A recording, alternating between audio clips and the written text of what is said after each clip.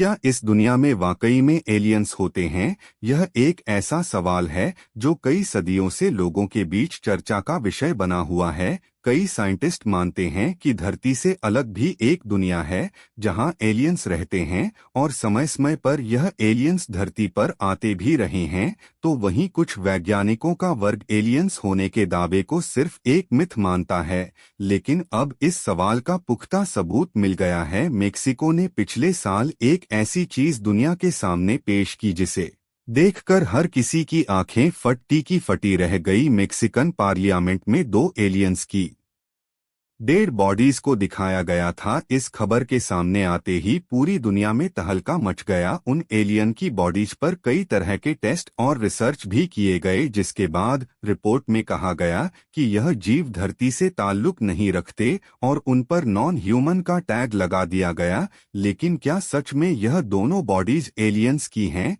Alien की in bodies की खोज कहाँ और कैसे की गई? किन टेस्ट के आधार पर यह दावा किया गया कि यह वाकई में एलियंस के शव है? आइए डिटेल में इस पर चर्चा करते हैं। दोस्तों, जैमी मसान एक मेक्सिकन जर्नलिस्ट और यूएफओलॉजिस्ट हैं। उनके तरह तरह की रिसर्च करने का शौक रहा है।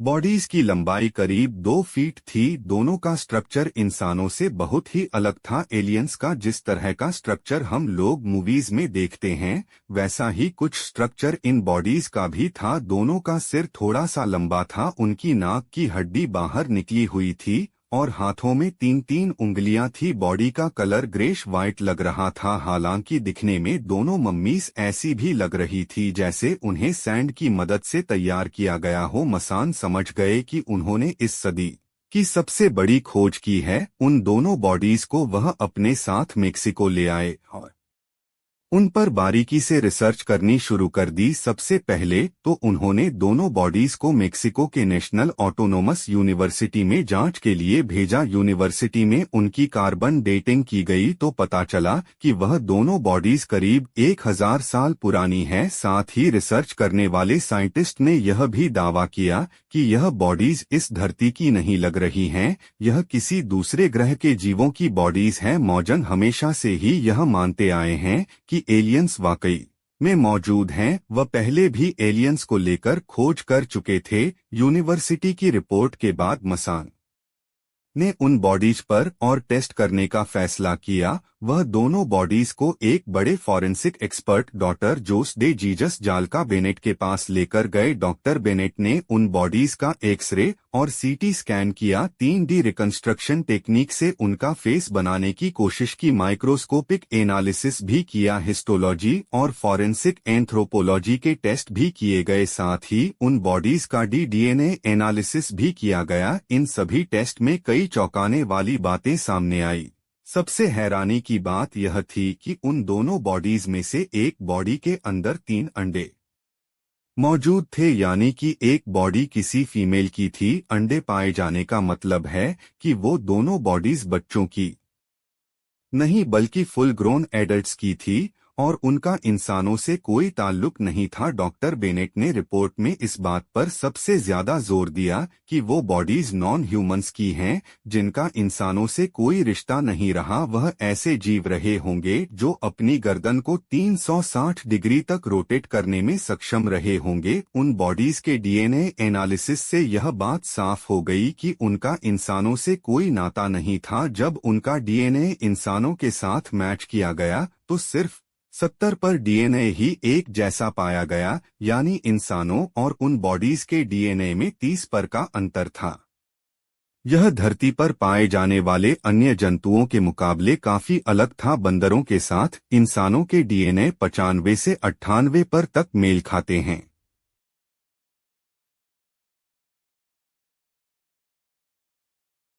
डीएनए में सिर्फ 15 पर का डिफरेंस है। मुर्गी का डीएनए इंसानों के डीएनए से 25 पर अलग है, जो बिल्कुल ही नॉन ह्यूमन है। लेकिन उन बॉडीज का डीएनए 30 पर तक अलग था, जो वाकई में हैरानी की बात थी। इतना ही नहीं, उन एलियंस की बॉडीज में ऑस्म और कैडमियम जैसे पदार्थ पाए गए। यह पदार्थ आज के समय में बहुत रेयर माने जाते हैं। किसी डेड बॉडी में इनका मिलना बहुत ही ज्यादा शॉकिंग बात है। आज ऑस्म एम और कैडमियम का यूज स्पेसशिप और सैटेलाइट की टेक्नोलॉजी में किया जाता है, लेकिन 1000 साल पहले इनके बारे में किसी को भी पता नहीं होगा। हाँ, यह हो सकता है कि धरती के अलावा अन्य किसी प्लेनेट पर यह पदार्थ अधिक मात्रा में मौजूद हो। इस तरह की सभी रिसर्च के बाद मसान को यह विश्वास हो गया कि उन्होंने एलियन की बॉडी को ही खोज निकाला है। उन्होंने मैक्सिकन गवर्नमेंट को इस बारे में इंफॉर्मेशन बीते साल 13 सितंबर 2023 को मैक्सिकन कांग्रेस पार्लियामेंट में एक स्पेशल सेशन को बुलाया गया। यह सेशन स्पेशली एलियंस और यूएफओ पर डिस्कशन करने के लिए था। इस प्रोग्राम में वर्ल्ड के कई फेमस एस्ट्रोनॉर्जी, pilot, air traffic controller, military personnel और पॉलिटिशियन को बुलाया गया, यानी उन लोगों को इस समारोह में बुलाया गया था जो आमतौर पर यूएफओ या यूएपी यानी कि अनआइडेंटिफिकेशन और एस्ट्रोनॉमिकली प्रेजेंटेशन दी। और पहली बार दुनिया के सामने एलियन की डेड बॉडीज को पेश किया गया। उन बॉडीज को देखकर हर कोई हैरान था। अपनी प्रेजेंटेशन में मसान ने वह सभी साइंटिफिक और टेस्ट के प्रूफ पेश किए जो उन्होंने इन बॉडीज पर किए थे। इस खबर ने दुनिया भर में सनसनी मचा दी। ऐसा पहली बार हुआ था जब किसी देश ने ऑफिशियल एलियंस होने का दावा पेश किया था। Washington post, New York times, BBC और द गार्जियन जैसे बड़े मीडिया हाउसेस ने भी इस खबर को अच्छे से कवर किया, लेकिन इस खबर ने जितनी सनसनी मचाई थी उतनी ही तेजी से कंस्पिरेशन थ्योरी भी सामने आने लगी। दुनिया भर के कई वैज्ञानिकों और एक्सपर्ट्स ने इसे एक मम्मी का पुतला बताया